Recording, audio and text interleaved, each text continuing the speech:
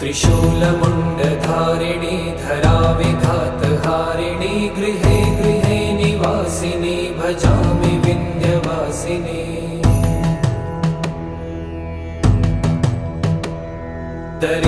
दरिद्रदुःखहारिणी सदा विभूतिकारिणी वियोगशोकहारिणी भजामि विन्ध्यवासिनी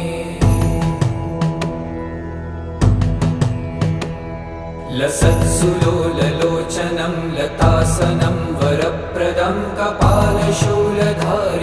भजामि विन्ध्यवासिनी